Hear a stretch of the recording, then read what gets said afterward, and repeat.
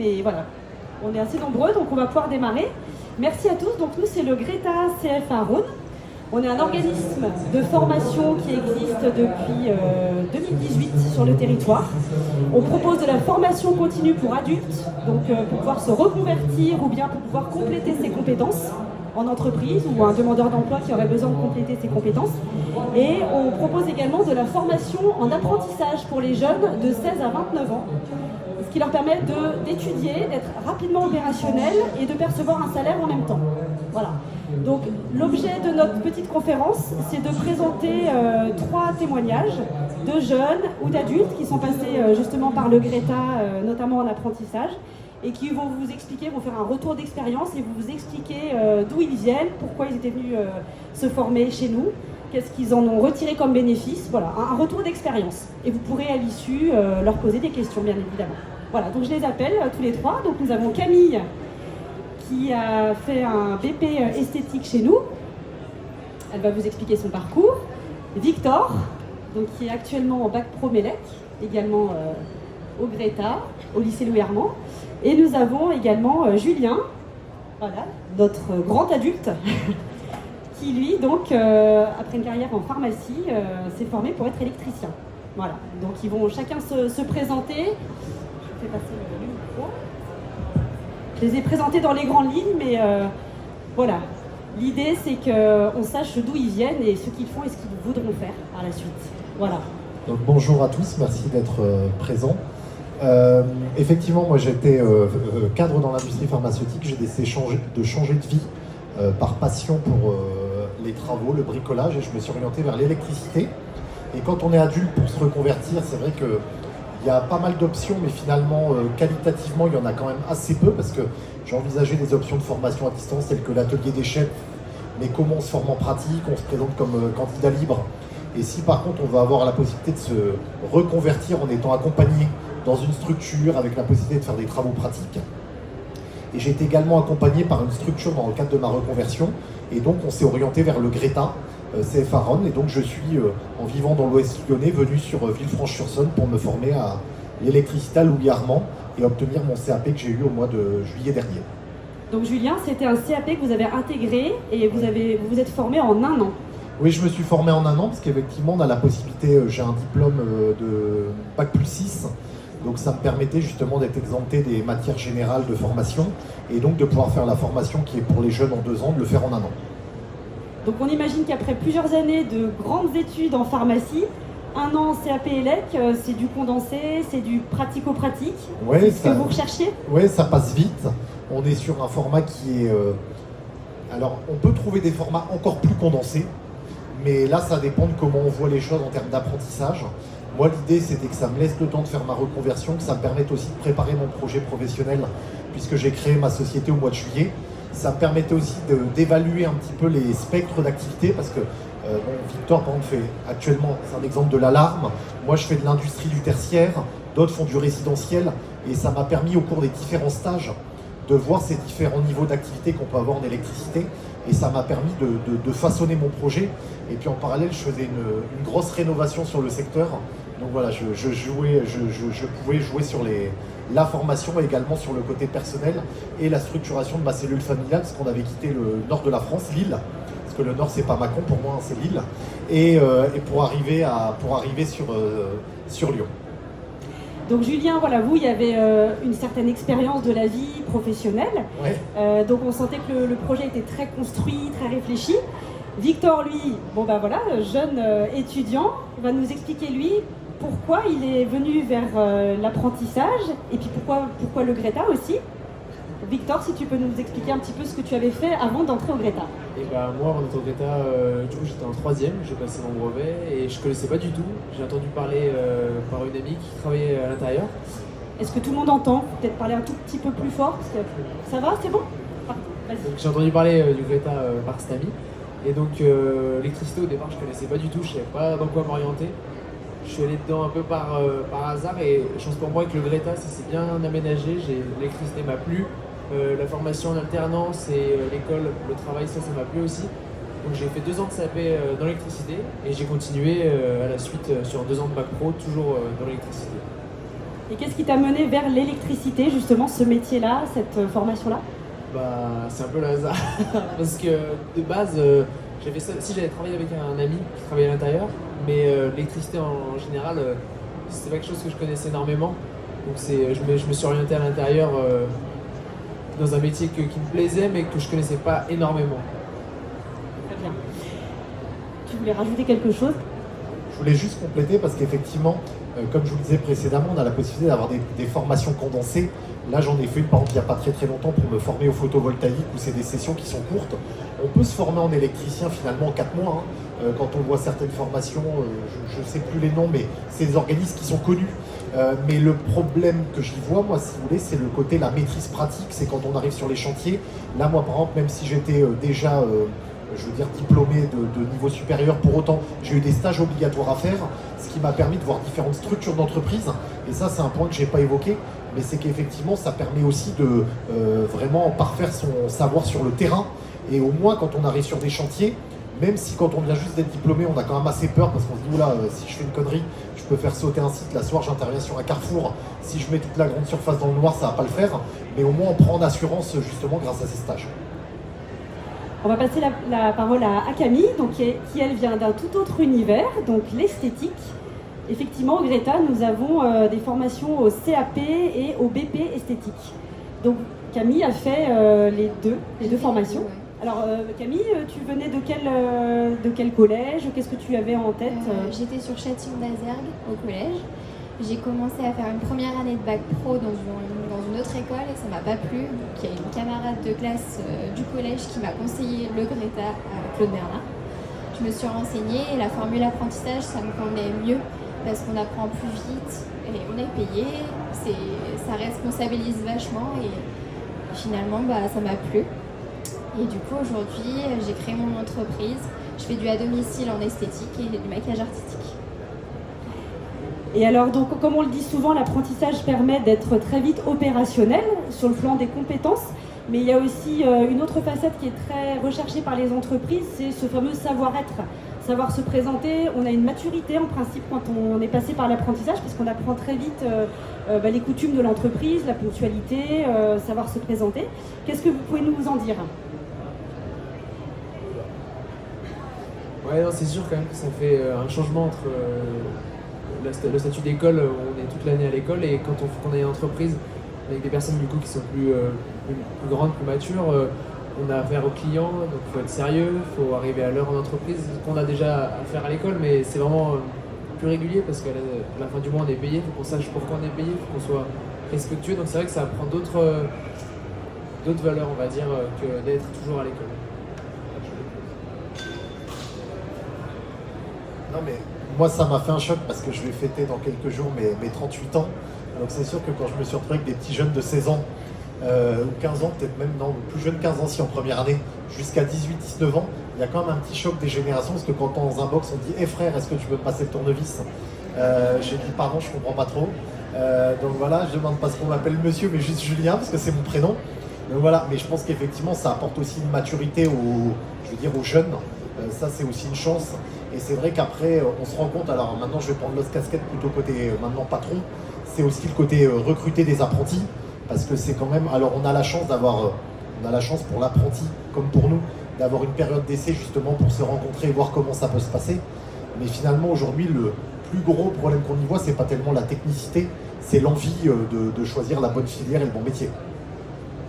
Donc chez vous, Julien, on se dit que côtoyer des plus jeunes, ça permet de rajeunir un peu, de se mettre à la page et d'avoir un langage comme tous les jeunes d'aujourd'hui, Ouais, d'apporter son expérience. Oui, je ne sais pas si ça m'a fait changer mon langage, mais en tout cas, non, ça donne on va dire une autre perspective. Je pense que ça leur donne aussi une autre perspective sur le milieu professionnel, tout du moins je le crois. Et puis c'est surtout moi j'ai eu la chance avec Jérôme qui est le formateur en électricité au lycée Louis Armand d'avoir aussi un programme qui soit relativement personnalisé. C'est-à-dire que ce soit sur les TP, de m'aider à pousser plus loin sur certaines formations parce qu'il savait ce que je voulais faire derrière.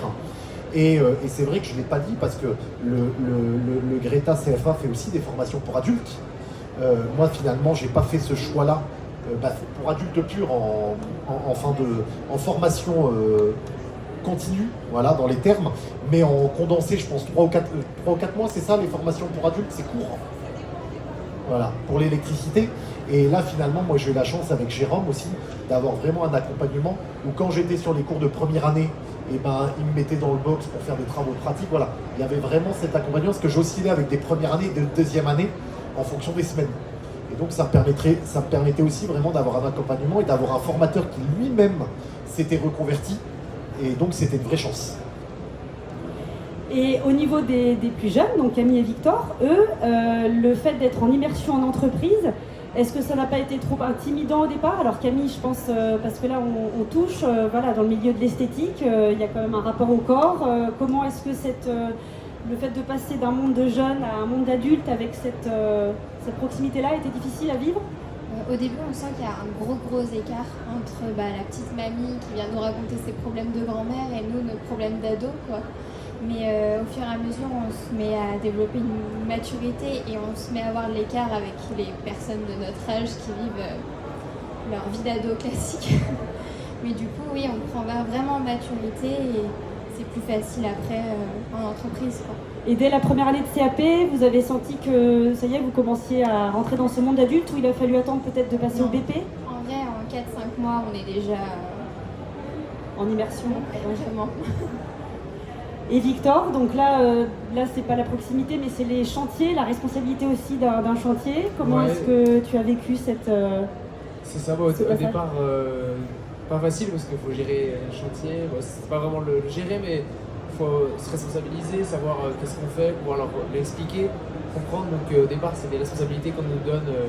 Je sais pas si on est prêt à les assumer, mais petit à petit, on nous explique, on prend le temps de nous former. Et c'est ça qui nous permet de petit à petit acquérir en maturité. Et, se sentir un peu plus responsable et pour après aider des entreprises qui nous ont recrutés. Et qu'est-ce que vous avez apprécié justement dans ce schéma d'apprentissage?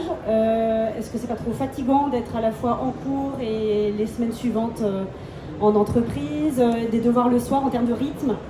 Qu'est-ce que vous pouvez nous dire? Au départ, c'est pas facile. Au départ, il faut prendre le rythme, l'alternance entre l'école, le travail, avec les devoirs le soir.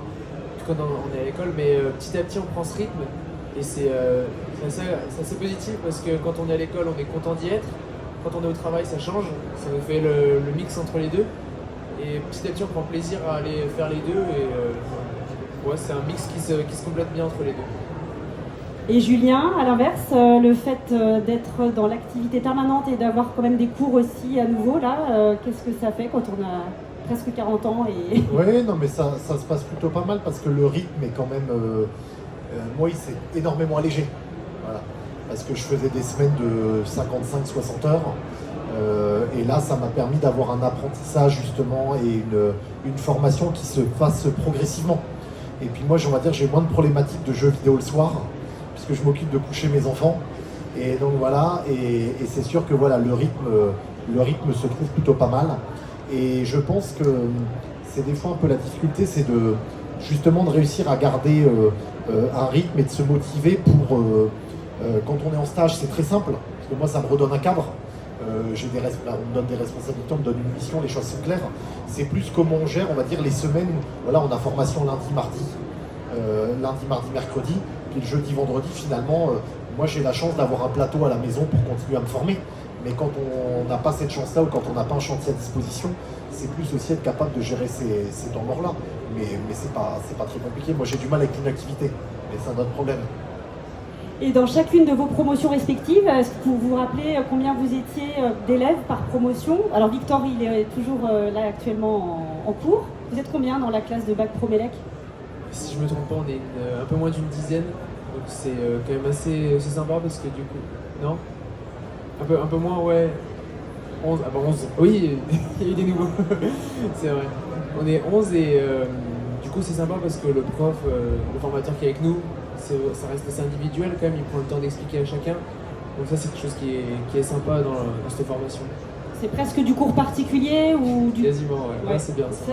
Il y a des jeunes qui sont ici actuellement en alternance ou qui s'apprêtent à faire de l'apprentissage aussi. Il faut leur dire qu'effectivement, les conditions de cours sont extrêmement agréables. Ouais, moins de monde, plateau technique. C'est vrai que pour ça, le C'est quelque chose. Oui, Ça, c'est une vraie chance, c'est-à-dire que c'est vrai que quand je me suis posé la question, par exemple, de certains endroits où on peut faire des formations, on va dire quasiment à distance ou par correspondance, et qu'après on se présente comme auditeur libre, là on a des plateaux techniques qui sont à disposition, on a de l'outillage, on a du matériel, on peut se challenger entre nous, on a des vrais échanges, et ça c'est une chance parce que nous, dans la promo, on était 11 ou 12 l'année dernière. En CAP, donc. En CAP, et globalement, dans la salle, on a une dizaine de box qui sont accessibles. Donc certains, on peut travailler en binôme, d'autres, il y a des plateaux qui sont, voilà, on a la possibilité de travailler en plus sur tous les supports, que ce soit placo, bois ou autre, et ça c'est important pour s'adapter justement au travail qu'on a à faire demain. Camille, donc c'est pareil, au lycée Claude Bernard à Villefranche, il y a un vrai plateau technique, esthétique. C'est sûr, on était moins de 10 et on a chacune notre poste, on se met par deux et on pratique les unes sur les autres. Et il y a tout le matériel dont on a besoin et la prof, elle est géniale. Donc en termes de matériel, il y a des lits. Il y a les lits et puis après tous les produits dont on a besoin, les appareils spécifiques pour les soins du visage, le maquillage. Il y a vraiment tout.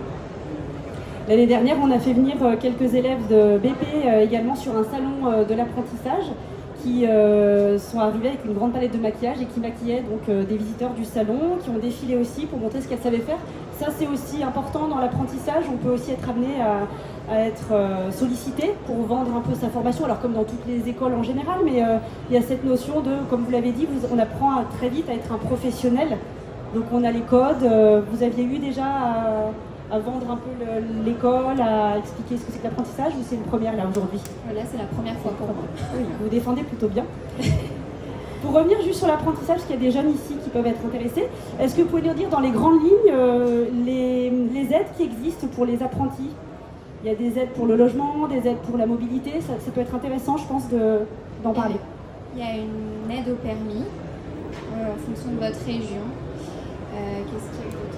L'aide au logement, du coup, mais j'en ai pas eu besoin.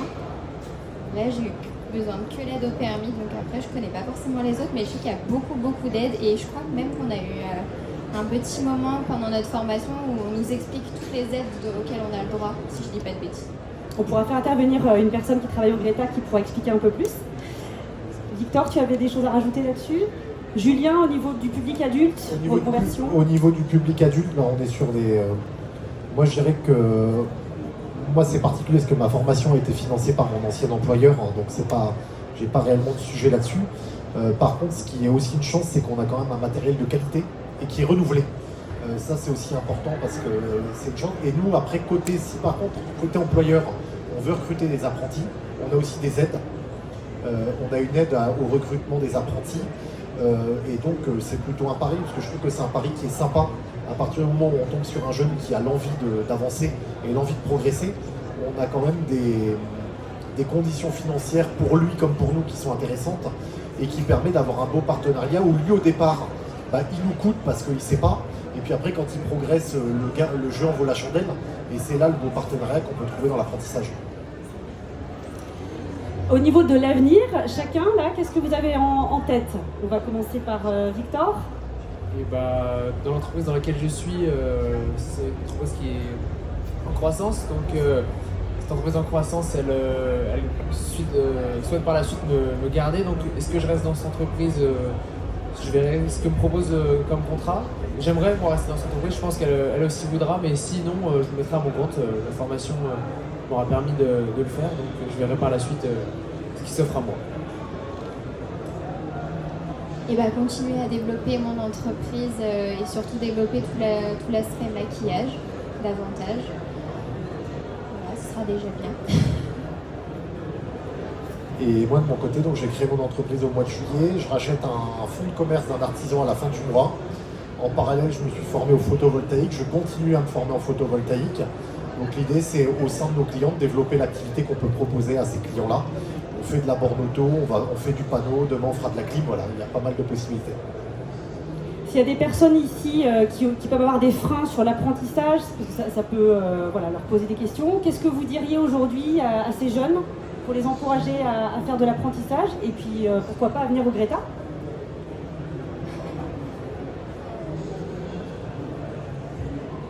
Moi je dirais ne pas hésiter franchement, parce que c'est quand même une formation qui au départ, ça paraît dur de faire l'alternance entre les deux, mais une fois qu'on prend le rythme, c'est quand même quelque chose d'agréable. On est à la fin du mois, même si ça paraît vrai, mais on est quand même payé, c'est quand même pas mal ça. On a cette alternance, ensuite on apprend d'autres valeurs quand même avec les patrons, la vie active, et puis ça fait le bascule entre le travail et l'école.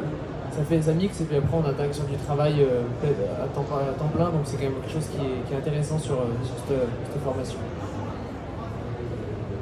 On apprend vraiment beaucoup plus vite et c'est des écoles qui nous offrent beaucoup d'opportunités, notamment les meilleurs apprentis de France, les WorldSkills. On est vraiment soutenu dans tous les parcours qu'on fait et ça fait un joli sur le CV, c'est joli.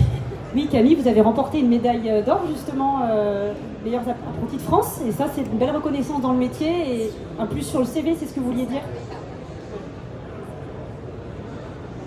Julien, vous vouliez ajouter quelque chose Non, bravo. Conseiller les adultes comme vous et les Oui, moi je peux conseiller des adultes tout à fait. Après, je pense que ça dépend de comment chacun veut s'inscrire dans son parcours de formation et aussi les conditions, parce que moi j'avais ce privilège-là aussi d'être accompagné pendant une année par mon ancien employeur, donc c'est, on va dire, des conditions très luxueuses, mais en tout cas un encadrement de qualité. Donc c'est vrai que j'ai vraiment pas regretté quand au départ j'y suis allé, je me suis dit est-ce que je vais pas m'embêter, comment ça va se passer. Dès les 2-3 premières semaines, j'ai pas regretté d'avoir fait une formation en présentiel avec un formateur comme Jérôme, et c'était une vraie chance. Bien. Et pour les jeunes, je pense que l'autre vraie chance aussi, c'est d'avoir un job, des promesses d'embauche à la sortie. Parce que moi, j'avais connu ça en tant que pharmacien avec école de commerce, où j'avais fait apprentissage, CDD, CDI, tout avait été compliqué. Eux, certains, à la sortie du CAP, ils avaient des promesses d'embauche ou des promesses de contrat pro. Donc je pense que c'est une vraie chance. Très bien. Est-ce qu'il y a quelques questions de personnes qui voudraient prolonger ce qui a été dit? Les jeunes alternants? Ouais. Myriam, est-ce que tu voulais préciser peut-être les aides, s'il y a des choses, avant de terminer? Bonjour, Myriam, coordinatrice au sein du service apprentissage. Je voulais compléter par rapport aux formateurs. La plupart de nos formateurs sont des professionnels. En l'occurrence, le formateur en électricité a une entreprise d'électricité et se partageait entre la formation des jeunes et son entreprise. Donc il avait vraiment à cœur que les jeunes qui sortent avec le diplôme sachent vraiment travailler. Donc souvent ils sont peut-être, enfin je ne sais pas ce que tu en penses toi Victor, mais ils sont peut-être un peu plus exigeants parce qu'ils veulent vraiment qu'à la fin de leur diplôme ils sachent bosser. Oui. Moi ma question c'était de savoir pour les personnes qui souhaitent justement après les études se mettre à leur compte par exemple, comme par exemple Victor, est-ce qu'il y a un accompagnement justement au sein du Greta pour ça? Non, il n'y a pas d'accompagnement à proprement parler, mais justement le fait d'être en relation avec les formateurs qui pour la plupart sont professionnels, ils peuvent bénéficier de leurs conseils. Souvent même c'est le cas. Oui. Moi, effectivement, le formateur, en l'occurrence Jérôme, qui était en fait un ancien ingénieur en maintenance qui s'est formé pour devenir électricien et qui s'est mis à son compte, ça nous a permis au cours de session justement d'évoquer comment on calcule son prix, comment on calcule son taux horaire, quel est le format juridique. Après, on a autour de nous des conseils. Moi, j'ai un avocat, j'ai un expert comptable. Ça permet aussi de faire cette approche-là. Mais on a la chance, en ayant des formateurs pros et électriciens, de pouvoir avoir des cas concrets. Et nous, par exemple, l'année dernière, alors pas avec les deuxièmes années, mais avec les premières années, on a été faire des chantiers pédagogiques. On est passé dans le journal pour la tour du Boujard à Sainte-Euphémie, où on s'est occupé de tout l'éclairage de la tour. Et donc ça, c'est effectivement des vraies chances qui sont très concrètes. Suivant la formation ensuite que vous allez choisir, il se peut aussi que vous ayez de l'éco-gestion, où justement on apprend le calcul des marges, ce que c'est qu'un bénéfice, un chiffre d'affaires, tout ce genre de choses. Il y a des formations vraiment où il y a des heures de cours spécifiques justement pour se préparer à la création d'une entreprise. Je pense par exemple au BP Libraire, ils ont vraiment des heures de cours et j'ai même mis en place il y a 2 ans de ça même une comptable qui venait former parce que la prof d'éco-gestion n'avait pas forcément le vocabulaire et la manière d'expliquer. Voilà. Par rapport aux aides, il y a une aide qui est hyper importante, c'est l'aide du premier équipement. Donc, chaque apprenti en première année d'apprentissage, donc même toi Julien, t'en as bénéficié. Moi non, parce que j'étais en adulte et les jeunes ont tous eu leur palette. Donc vous avez droit à une aide de premier équipement. Alors pour ça, il y a quand même une subtilité. Il faut quand même être dans une entreprise privée. Les entreprises publiques ne financent pas cette aide de premier équipement. Et donc c'est à la fin de votre formation, vous êtes propriétaire de cet équipement. Donc en électricité, c'est une caisse à outils. En esthétique, ça va être une mallette de maquillage. Et je pense par exemple dans le commerce, nos BTS, il y avait une jeune fille qui était en BTS NDRC l'année dernière, il y a 2 ans, c'était des tablettes ou des ordinateurs portables. Et à l'issue de la formation, repartaient avec leur ordinateur. Et en ELEC, ils avaient à l'époque, c'était présenté comme ça, parce que j'ai vu les premières années qui récupéraient tout leur matériel, ils avaient quand même une dotation de 500 € de matériel. Mais en gros, cette mallette-là, elle leur permet d'être capable d'être efficace sur un chantier. Quand ils repartent avec et qu'ils l'ont bien soigné pendant les 2 ans, ils ont le matériel pour démarrer. Même pour rentrer dans le détail, tout ce qui était outillage, il y en avait à peu près pour 300 €. Comme la dotation était de 500 €, on a complété avec une perceuse visseuse dévisseuse, c'est ça, hein, pour arriver pratiquement aux 500 €. Voilà. On essaye vraiment de faire en sorte d'équiper au mieux chaque apprenti. Donc c'est vrai que dans le commerce, il faut vraiment que ce soit un outil nécessaire à la formation, mais en principe, on essaye toujours de trouver de l'équipement pour chaque formation. Vous voyez, même un BP libraire, ça serait une liseuse. Voilà. Voilà à peu près tout ce que je voulais rajouter. Est-ce que j'ai pas... Oui, voilà. Pour terminer, j'ai une dernière question à vous poser. Est-ce que pour vous, donc, la formation à l'apprentissage, c'est l'avenir ?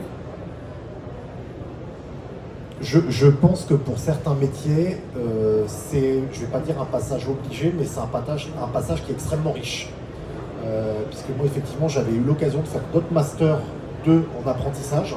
À l'époque, c'était quelque chose qui ne se faisait pas beaucoup, mais qui m'avait permis de mettre le pied en entreprise. Et là, je trouve que c'est toujours la même dynamique. C'est à la fois très professionnalisant, c'est très formateur, ça aide à la maturité. Et pour moi, ça permet d'avoir quelque chose de complet, parce qu'en plus d'avoir le formateur à l'école, ils ont la chance d'avoir des encadrants souvent de qualité dans les entreprises. Et ça rajoute un vernis supplémentaire en termes de formation. Ah oui, effectivement, je trouve que c'est l'avenir, parce qu'il y a certains métiers qu'on ne peut pas apprendre d'une autre manière. Par exemple, la première année d'esthétique que j'ai fait, c'était que sous forme de stage. Et en fait, quand on est stagiaire, on ne nous laisse pas faire tout comme l'apprentissage. Parce que 3 semaines après, on ne nous voit plus et ça n'a pas le même impact. Quand on est en apprentissage, on nous aide pour savoir travailler, pour nous garder. Donc l'apprentissage, c'est la meilleure version. On met en application tout de suite après ce qu'on a vu la semaine de cours. Pareil que tout le monde, j'aurais dit pareil que toutes les personnes à qui je parle autour de moi, du fait que je suis en apprentissage, alternance, sont toutes... c'est top, elles disent que c'est vraiment pratique, on peut voir le métier vraiment à cœur. Et c'est vrai que pour y être en apprentissage, c'est vraiment quelque chose qui est intéressant et qui apprend beaucoup plus que comme dit Camille, des stages ou des périodes dans lesquelles on se retrouve en entreprise. Julien, quand vous parlez de votre parcours, votre entourage, cette reconversion, que disent les personnes? Elles sont ébahies, elles sont envieuses, votre avis, vous êtes... Non, je vais pas dire que j'évite d'en parler, parce que des fois on me dit mais c'est une blague, on pense que je me moque des gens, mais qu'est-ce qui fait que... J'ai des fois des termes assez désobligeants. Hein. Comment ça se fait, comment on fait pour dégringoler, voilà, c'est des fois des termes que j'entends, mais bon, moi ça me gêne pas, je veux dire, c'est mon choix, c'est mon envie. À partir de là, le tout, c'est voilà, bien travailler aussi ce changement, cette structure familiale. Nous, l'année dernière, moi j'étais venu avec les enfants voir le lycée. Donc voilà, ça permet de se préparer pour une année de transition, et qu'il faut aussi préparer moi avec mon épouse, bon, mes parents c'était pas un sujet de discussion, mais voilà, avec ses proches. Par rapport à l'apprentissage, ce qui est important en fait de comprendre, c'est que vous allez apprendre un métier, mais sur votre CV, vous allez rajouter une deuxième ligne qui est l'expérience. Et à l'heure actuelle, un employeur qui recrute, il ne va pas recruter comme il y a 20 ans en arrière parce que vous avez le diplôme pour. Il va recruter par rapport à l'expérience et aussi par rapport à votre savoir-être, votre savoir-faire. Voilà.